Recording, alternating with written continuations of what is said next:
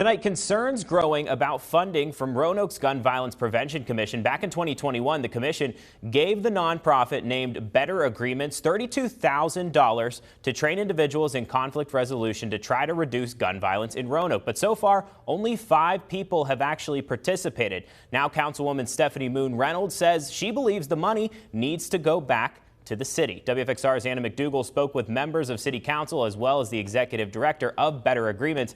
Anna, what is everyone telling you?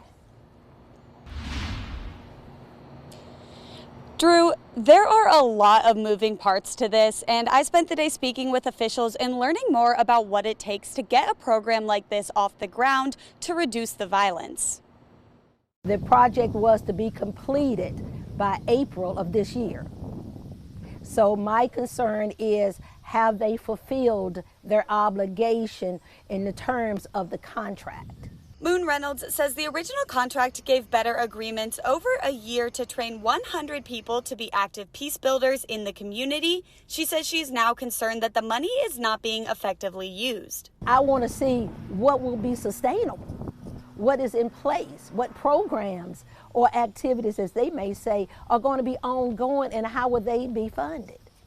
Better Agreements Executive Director Eddie Smart admits the program faced some challenges, but says he still believes there is potential for it to make an impact. We've run into some issues just making effective contacts, but we are still committed to making sure that we are working with, training the folks who are most affected.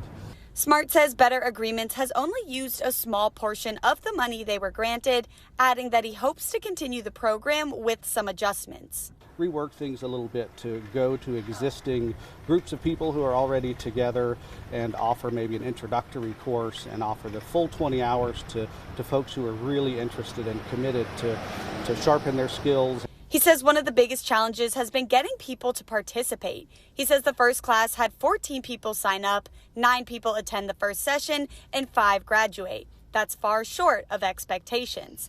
Vice Mayor Joe Cobb says he believes the program can be beneficial, but will take more time. I think 100 was really ambitious, and it's a great goal. But I think what we've learned is we have to be realistic.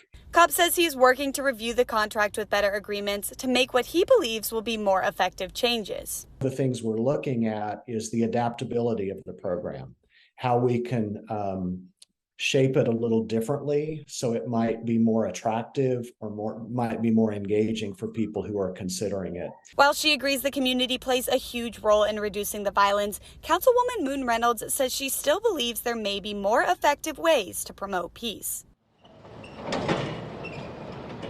Now, what comes next for this program, we don't know exactly at this moment, but community officials agree that tackling gun violence is going to take a community effort. Live in Roanoke, Anna McDougall, WFXR News.